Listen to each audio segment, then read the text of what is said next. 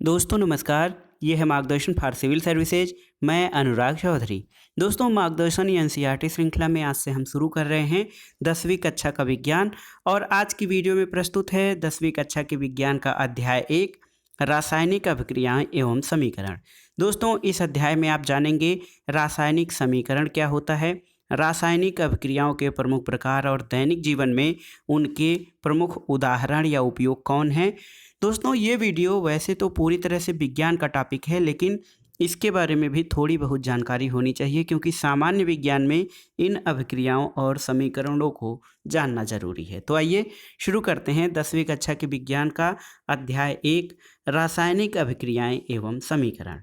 दोस्तों अपने दैनिक जीवन में हम कुछ परिस्थितियां देखते हैं, जैसे गर्मियों के कमरे के ताप पर दूध को खुला छोड़ दिया जाता है तब क्या होता है, लोहे अथवा तवा कील को आर्द्र वायुमंडल में खुला छोड़ देने पर क्या होता है, अंगूर का किण्वन होता है, भोजन को पकाया जाता है, हमारा शरीर भोजन को पचा लेता है, हम सांस लेते हैं। तो ये सभी परिस्थितियां जो होती हैं दोस्तों, इन सभी में वस्तु की प्रकृति और पहचान कुछ न कुछ बदल जाती है। और पदार्थ के भौतिक और रासायनिक परिवर्तनों के बारे में हम पिछले कक्षाओं में, विज्ञान की कक्षाओं में पढ़ चुके हैं। जब कोई रासायनिक परिवर्तन होता है तो हम कहते हैं कि एक रासायनिक अभिक्रिया या केमिकल रिएक्शन हुई है। शायद आप सोच रहे होंगे कि रासायनिक अभिक्रिया का वास्तविक अर्थ क्या है और हम कैसे जान सकते हैं कि कोई रासायनिक अभिक्रिया हुई है। तो दोस्तों जैसा कि आप जानते हैं विज्ञान क्रियाकलाप पर आधारित होता है, तो हम इसमें कुछ क्रियाकलाप करेंगे। सबसे पहले आइए देखते हैं क्रियाकलाप संख्या 1। इस क्रियाकलाप में आप देखेंगे कि 3-4 सेंटीमीटर लंबा मैग्नीशियम रिबन को रेगमार्क से रगड़ कर आपको साफ करना है। चिमटे से पकड़कर स्पिरिट लैंप या बर्नर से जब इसका दहन करते हैं तो इससे राख बनती है। और मैग्नीशियम रिबन का दहन करते समय अपनी आँखों से यथासंभव दूर रखिए। और यहाँ पर मैग्नीशियम रिबन का दहन करके मैग्नीशियम ऑक्साइड को वाच ग्लास में इकट्ठा किया जाता है। दोस्तों चमकदार सफ़ेद लौ के साथ मैग्नीशियम रिबन जलती है और ये श्वेत चूर्ण में बदल जाता है। ये मैग्नीशियम ऑक्साइड का चूर्ण है जो वायुमंडल में उपस्थित ऑक्सीजन और मैग्नीशियम के बीच होने वाली अभिक्रिया के कारण बनता है। तो आपने देखा किस तरह मैग्नीशियम के चूर्ण को जब ऑक्सीजन की उपस्थिति में जलाते हैं तो मैग्नीशियम ऑक्साइड बन जाता है। दूसरा क्रियाकलाप, एक परख नली में लेड या सीसा लेड नाइट्रेट का घोल लीजिए। इसमें पोटेशियम आयोडाइड का घोल मिलाना है। तो क्या मिलेगा, देखिए यहाँ पर दानेदार जस्ते पर जब सल्फ्यूरिक अम्ल की अभिक्रिया होती है तो इससे हाइड्रोजन गैस का निर्माण होता है। और जब परखनली में लेड नाइट्रेट का घोल पोटेशियम आयोडाइड का घोल मिलाया जाता है तो क्या होता है दोस्तों, जो ये क्रियाकलाप हैं इनमें अवस्था में परिवर्तन होता है, वस्तुओं के रंग में परिवर्तन होता है, गैसों का निकास या गैसें निकलती हैं और तापमान में परिवर्तन होता है। यदि हम अपने पास हो रहे ऐसे परिवर्तनों को देखें तो पाएंगे हमारे चारों ओर कई प्रकार की रासायनिक अभिक्रियाएं घटित होती हैं और इसमें हम विभिन्न प्रकार की रासायनिक अभिक्रिया और उसके प्रतीकात्मक निरूपण के बारे में जानेंगे। आइए जानते हैं रासायनिक समीकरण या केमिकल इक्वेशन क्या होता है। दोस्तों जब ऑक्सीजन की उपस्थिति में मैग्नीशियम रिबन का दहन होता है तो ये मैग्नीशियम ऑक्साइड में बदल जाता है और किसी रासायनिक अभिक्रिया का विवरण बहुत लंबा हो जाता है, इसलिए संक्षेप में इसको लिखा जाता है और शब्द समीकरण के रूप में लिखना सबसे सरलतम विधि मानी जाती है। जैसे magnesium plus oxygen magnesium oxide उत्पाद बन जाता है। मैग्नीशियम और ऑक्सीजन ऐसे पदार्थ हैं जिनमें रासायनिक परिवर्तन होता है, इन्हें अभिकारक कहते हैं और इस अभिक्रिया में एक नए पदार्थ मैग्नीशियम ऑक्साइड का निर्माण होता है जिसे प्रोडक्ट या उत्पाद कहा जाता है। दोस्तों शब्द समीकरण में अभिकारकों के उत्पाद में परिवर्तित होने को उनके मध्य एक तीर का निशान लगाकर दर्शाया जाता है इस प्रकार से, और अभिकारकों के बीच प्लस का चिन्ह लगाकर उनके बाई ओर LHS लिखा जाता है और इसी प्रकार उत्पादों के बीच में प्लस का चिन्ह लगाकर उन्हें दाईं ओर RHS यानी राइट हैंड साइड लिखा जाता है। तीर का सिरा उत्पाद की ओर होता है और ये अभिक्रिया होने की दिशा को दर्शाता है। आइए जानते हैं रासायनिक समीकरण किस प्रकार से लिखे जाते हैं। दोस्तों, रासायनिक समीकरण के निरूपण की एक और संक्षिप्त विधि है। इसमें शब्दों की जगह यानी किसी तत्व का नाम देने की जगह उसका संकेत या रासायनिक सूत्र का उपयोग करके रासायनिक समीकरणों को अधिक संक्षिप्त और उपयोगी बनाया जा सकता है। रासायनिक समीकरण किसी रासायनिक अभिक्रिया को दर्शाता है और यदि आप मैग्नीशियम ऑक्सीजन और मैग्नीशियम ऑक्साइड के सूत्र को लें तो देखेंगे कि Mg+O2 is equal to MgO magnesium oxide बन जाता है। तो तीर के निशान के बाईं ओर और दाईं ओर के तत्वों को परमाणु संख्या की गिनती की जाती है। दोनों तत्वों के परमाणु संख्या समान होने पर समीकरण संतुलित होता है और यदि नहीं है तो समीकरण असंतुलित होता है।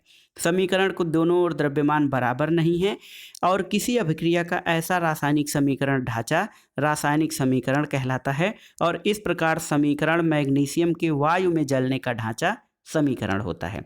जैसे मैग्नीशियम को ऑक्सीजन की उपस्थिति में जब जलाया जाता है तो मैग्नीशियम ऑक्साइड का निर्माण होता है।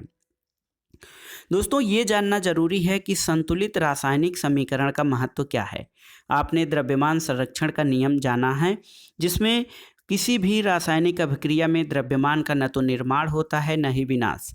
इसलिए किसी भी रासायनिक अभिक्रिया के उत्पाद तत्वों का कुल द्रव्यमान अभिकारक तत्वों के कुल द्रव्यमान के बराबर होता है। दूसरे शब्दों में देखा जाए तो रासायनिक अभिक्रिया के पहले और उसके बाद प्रत्येक तत्व के परमाणुओं की संख्या समान होती है। इसलिए हमें कंकाली समीकरण को संतुलित करना जरूरी है। तो आइए देखते हैं कि किस प्रकार से संतुलन किया जाता है। जिंक को जब सल्फ्यूरिक अम्ल के घोल में मिलाया जाता है तो जिंक सल्फेट और हाइड्रोजन गैस बनती है। इस समीकरण को जब आप रासायनिक विधि से दिखाएंगे सांकेतिक रूप में तो Zn+H2SO4 ZnSO4+H2 हो जाता है।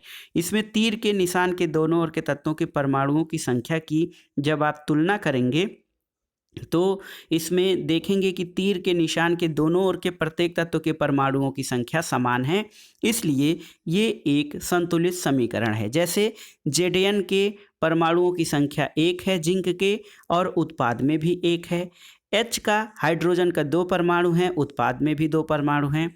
सल्फर का 1 परमाणु है, उत्पाद में भी 1 है और ऑक्सीजन के 4 परमाणु हैं और उत्पाद में भी 4 हैं। तो इस तरह से ये समीकरण संतुलित होता है। लेकिन जब हम किसी रासायनिक समीकरण को संतुलित करने का प्रयास करते हैं, जैसे Fe+H2O तो Fe3O4+H2, तो इसमें आप जब देखेंगे तो इसको आसानी से समझने के लिए प्रत्येक तत्व को जो है सबसे पहले चारों ओर एक बॉक्स बना लीजिए। समीकरण को संतुलित करते समय बॉक्स के अंदर भी कुछ परिवर्तन नहीं कीजिए। Fe+H2O Fe3O4+H2। तो यहाँ पे संतुलित समीकरण जब आप देखेंगे तो Fe 1 परमाणु है और उत्पाद की संख्या 3 हो जाती है।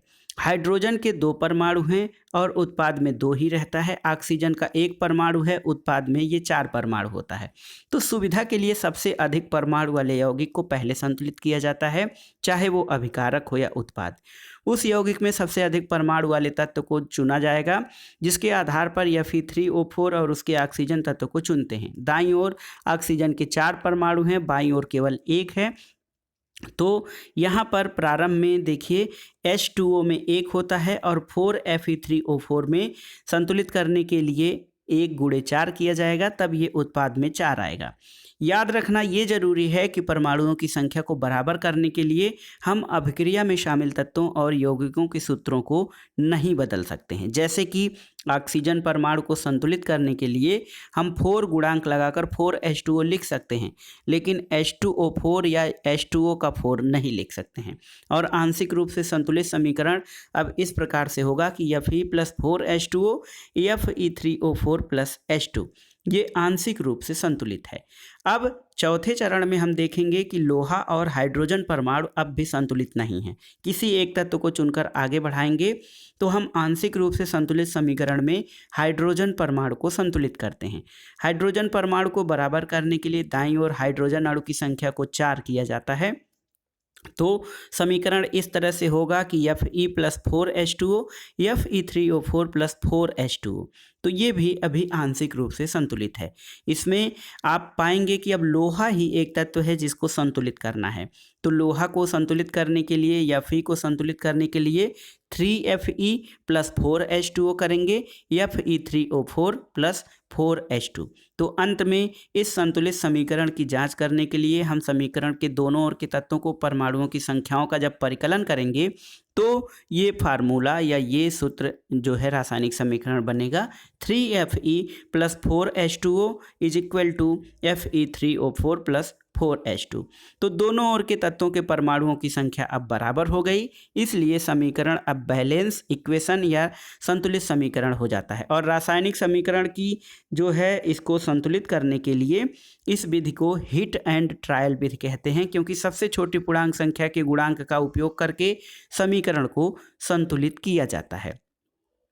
दोस्तों, इसके अलावा भौतिक अवस्थाओं का संकेत लिखना ये बहुत ज़रूरी है। जब हम संतुलित समीकरण को सावधानी से देखते हैं तो हमें अभिकारक यानी जो अभिक्रिया में भाग लेने वाले पदार्थ हैं और उत्पादों जो अंतिम उत्पाद है इनकी भौतिक अवस्था के बारे में भी जानते हैं। इन समीकरणों में उनकी भौतिक अवस्थाओं की कोई जानकारी नहीं होती है। रासायनिक समीकरण को अधिक सूचनापूर्ण बनाने के लिए अभिकारकों और उत्पादों के रासायनिक सूत्र के साथ उनकी भौतिक अवस्था को भी दर्शाया जाता है। अभिकारकों और उत्पादों के गैस, द्रव, जलीय और ठोस अवस्थाओं को G से गैस और L से जो है लिक्विड, A से एक्वा और S से जो है ये सॉलिड ठोस अवस्था में दर्शाया जाता है। जैसे अभिकारक या उत्पाद जब जल के घोल के रूप में होते हैं तब उनको AQ लिखते हैं। देखिए 3FeS ये सॉलिड है, फिर 4H2OG ये गैस है, फिर Fe3O4 ये सॉलिड बनता है और 4H2 गैस के रूप में। तो दोस्तों, इसमें हाइड्रोजन ऑक्साइड या जो जल है उसके साथ G चिन्ह का प्रयोग किया जाता है और ये दर्शाता है कि जल का उपयोग भाप के रूप में किया जाता है। प्रत्येक रासायनिक समीकरण में भौतिक अवस्था को शामिल नहीं किया जाता है जब तक कि ये जरूरी न हो। दोस्तों, कभी कभी अभिक्रिया की परिस्थितियां जैसे ताप, दाब, उत्प्रेरक आदि को भी तीर के निशान के ऊपर या नीचे दर्शाया जाता है। जैसे कार्बन मोनोऑक्साइड प्लस 2H2, ये कार्बन मोनोऑक्साइड गैस है और हाइड्रोजन गैस है। इसको 340 वायुमंडलीय प्रेशर पर जब अभिक्रिया कराते हैं तो देखिए ये लिक्विड बनता है CH3OH का। और दोस्तों, इस प्रकार से आप एक संतुलित समीकरण बना सकते हैं। अब आइए देखते हैं रासायनिक अभिक्रियाओं के प्रकार। दोस्तों, आप जानते हैं कि रासायनिक अभिक्रिया के समय किसी एक तत्व का परमाणु दूसरे तत्व के परमाणु में नहीं बदलता है। न तो कोई परमाणु मिश्रण से बाहर जाता है, न ही बाहर से मिश्रण में आता है। वास्तव में किसी रासायनिक अभिक्रिया में परमाणुओं के आपसी बंधन के टूटने और जुड़ने से नए पदार्थों का निर्माण होता है और परमाणुओं के बीच विभिन्न प्रकार के आबंध के बारे में आप आगे पढ़ेंगे। एक प्रयोग करते हैं संयोजन अभिक्रिया का। एक बीकर में थोड़ा कैल्शियम ऑक्साइड और बुझा हुआ चूना लेते हैं, धीरे धीरे जल मिलाते हैं। बीकर को स्पर्श करने में जब हम बीकर को स्पर्श करते हैं तो देखते हैं इसमें इसका ताप थोड़ा बढ़ जाता है। कैल्शियम ऑक्साइड के साथ जल जो है तीव्रता से अभिक्रिया करके बुझे हुए चूने यानी कैल्शियम हाइड्रोक्साइड का निर्माण करके अधिक मात्रा में ऊष्मा उत्पन्न करता है और ये ऊष्माक्षेपी अभिक्रिया कहलाती है। CaO प्लस H2O, तो CaOH का होल ट्वाइस प्लस CaOH का ट्वाइस प्लस ऊष्मा। इस अभिक्रिया में कैल्शियम ऑक्साइड और जल मिलकर एकल उत्पाद कैल्शियम हाइड्रोक्साइड बनाते हैं। और ऐसी अभिक्रिया जिसमें दो से अधिक अभिकारक मिलकर केवल एकल उत्पाद का निर्माण करते हैं उसे संयोजन अभिक्रिया कहते हैं। दोस्तों, आप जानते हैं कि ऊपर की अभिक्रिया में जो निर्मित बुझे चूने के विलयन का उपयोग दीवारों की सफ़ेदी करने के लिए किया जाता है और कैल्शियम हाइड्रोक्साइड वायु में उपस्थित कार्बन डाइऑक्साइड के साथ धीमी गति से अभिक्रिया करके दीवारों पर कैल्शियम कार्बोनेट की एक पतली परत बना देता है। सफ़ेदी करने के 2-3 बाद कैल्शियम कार्बोनेट का निर्माण होता है और इससे दीवारों पर चमक आ जाती है। रोचक बात यह है कि संगमरमर का रासायनिक सूत्र भी CaCO3 यानी कैल्शियम कार्बोनेट ही है। दोस्तों यहाँ पर देखिए कि जब दो या दो से अधिक पदार्थ तत्व या यौगिक संयोग करके एकल उत्पाद का निर्माण करते हैं तो उसे संयोजन अभिक्रिया कहते हैं। इसमें हमने ये देखा कि ये जो अभिक्रिया होती है उसमें अधिक मात्रा में ऊष्मा निकलती है। जब हम बुझे हुए चूने को पानी में मिलाते हैं तो कैल्शियम हाइड्रोक्साइड को पानी में मिलाते हैं तो उसमें ऊष्मा निकलती है। इसको ऊष्माक्षेपी रासायनिक अभिक्रिया कहते हैं। दोस्तों क्या आपको पता है कि श्वसन जो है जो हम सांस लेते हैं वो प्रक्रिया श्वसन एक ऊष्माक्षेपी प्रक्रिया है। हम सभी जानते हैं कि जीवित रहने के लिए हमें ऊर्जा की आवश्यकता होती है। ये ऊर्जा हमें भोजन से प्राप्त होती है। पाचन क्रिया के समय खाद्य पदार्थ छोटे छोटे टुकड़ों में टूट जाते हैं। जैसे चावल, आलू और ब्रेड में कार्बोहाइड्रेट होता है। इन कार्बोहाइड्रेट के टूटने से ग्लूकोज मिलता है। ग्लूकोज हमारे शरीर की कोशिकाओं में उपस्थित ऑक्सीजन से मिलकर हमें ऊर्जा देता है और इस अभिक्रिया का विशेष नाम श्वसन है। यहाँ पर देखिए ग्लूकोज C6H12O6 प्लस 6O2 ये बनता है 6CO2 प्लस 6H2O। ये ऊर्जा में उसके अलावा ऊर्जा निकलती है। दूसरी चीज़, साग सब्जियां या वनस्पतियां जो हैं विघटित होकर कंपोस्ट बनाती हैं और इसमें भी ऊष्मा निकलती है। यहाँ पर देखिए दोस्तों, गैस को धीमे से अपनी नाक के ऊपर मोड़िए। यहाँ पर फेरस सल्फेट क्रिस्टल वाली परखनली को गर्म करने पर गंध सूखने की सही विधि सूंघने की क्या है? तो एक शुष्क क्वथन नली में 2 ग्राम फेरस सल्फेट लीजिए। फेरस सल्फेट के क्रिस्टल के रंग पर ध्यान दीजिए। उसको बीकर में स्पिरिट लैंप की ज्वाला पर गर्म कीजिए। गर्म करने पर क्रिस्टल के रंग को देखें तो आप क्या पाते हैं? आपने ध्यान दिया कि जो फेरस सल्फेट था FeSO4 ये इसके क्रिस्टल हरे रंग में परिवर्तन हुआ है और सल्फर के दहन से उत्पन्न जो गंध है आप उस सल्फर ऑक्साइड की गंध को सूंघ सकते हैं। दोस्तों इस अभिक्रिया में एकल अभिकर्मक टूटकर छोटे छोटे उत्पाद प्रदान करता है। ये संयोजन नहीं बल्कि वियोजन अभिक्रिया है। गर्म करने पर फेरस सल्फेट FeSO4 × 7H2O का क्रिस्टल जल त्याग देता है। क्रिस्टल का रंग बदल जाता है और ये फेरिक ऑक्साइड और सल्फर डाइऑक्साइड और सल्फर ट्राइऑक्साइड में वियोजित हो जाता है।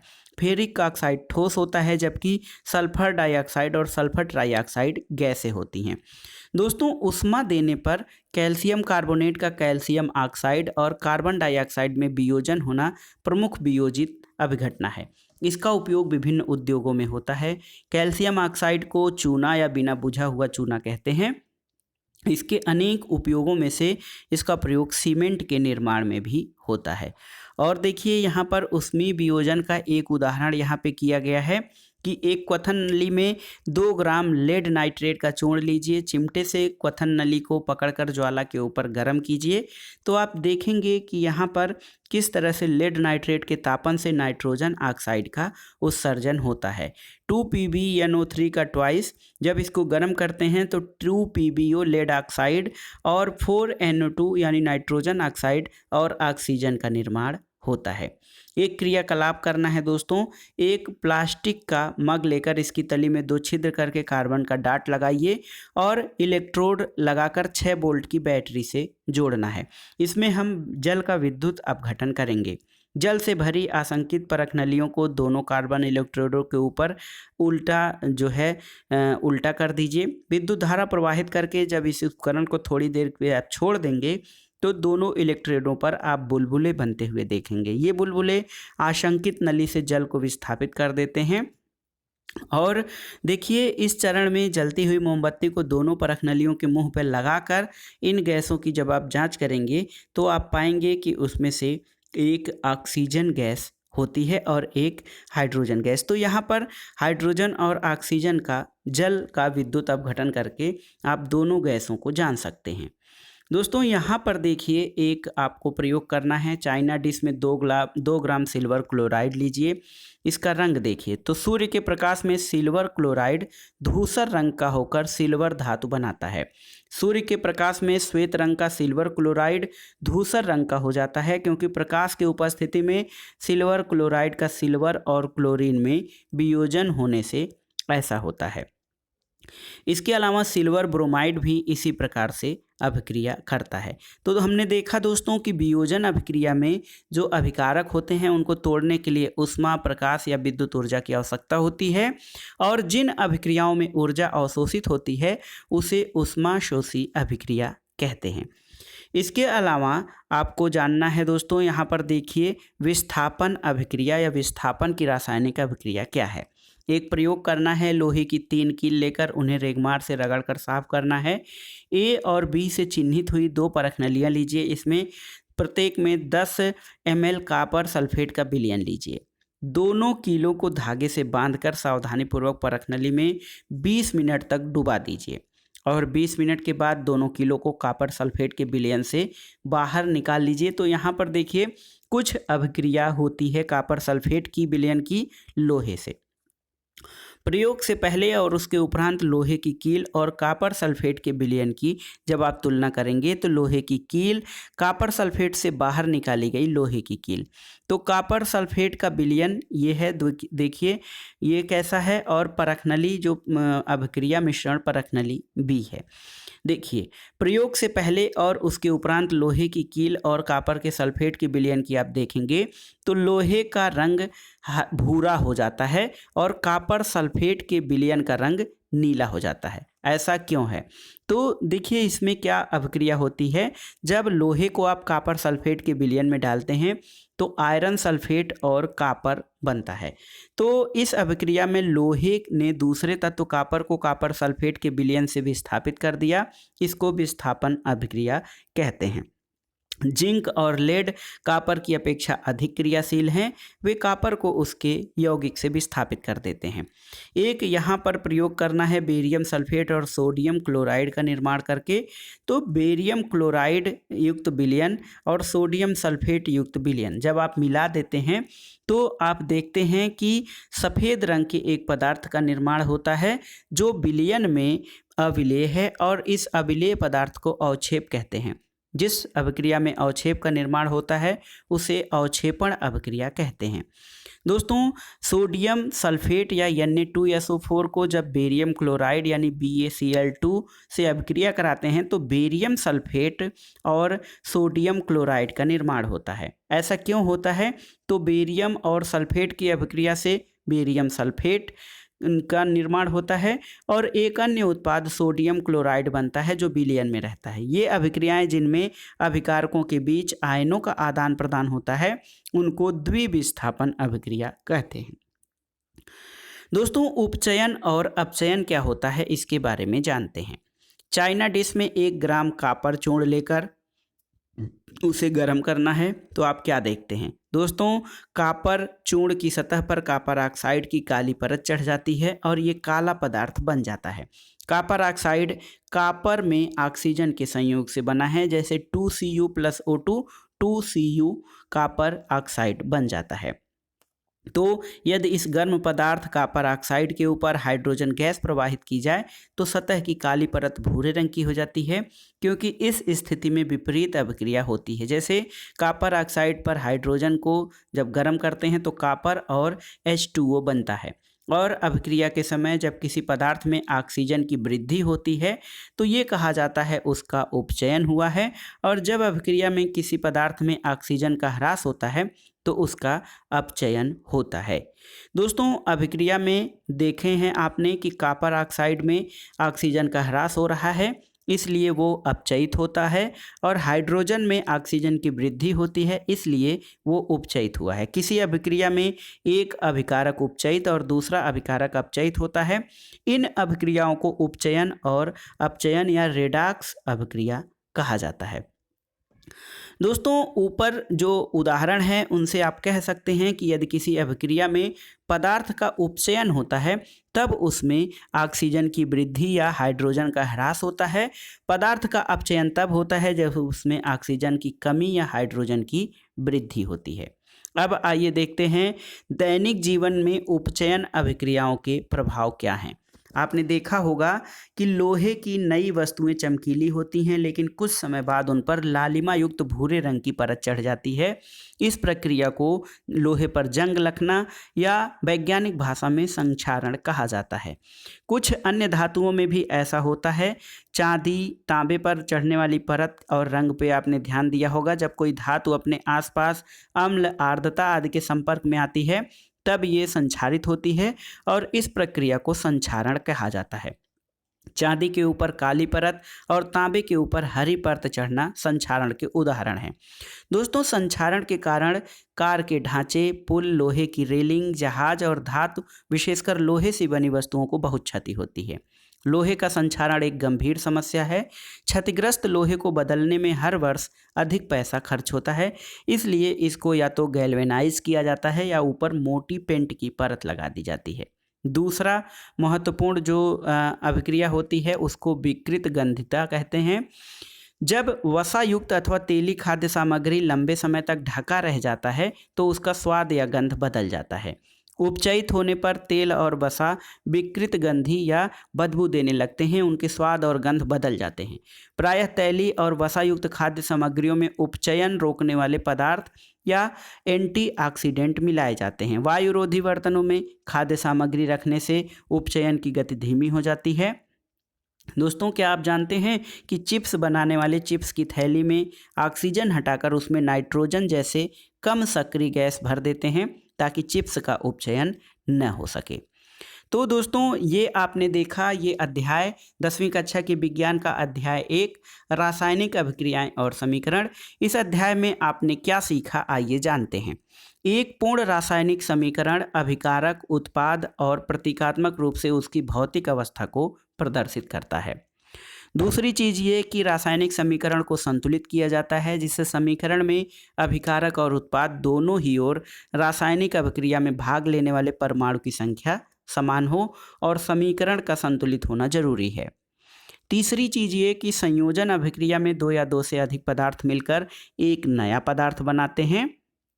और देखिए, वियोजन अभिक्रिया में क्या होता है कि संयोजन अभिक्रिया के ये विपरीत होती है और इसमें एकल पदार्थ वियोजित होकर दो या दो से अधिक पदार्थ देते हैं। जिन अभिक्रियाओं में उत्पाद के साथ ऊष्मा का भी उत्सर्जन होता है उनको ऊष्माक्षेपी अभिक्रियाएं कहती हैं। जिन अभिक्रियाओं में ऊष्मा का अवशोषण होता है उनको ऊष्माशोषी अभिक्रियाएं कहा जाता है।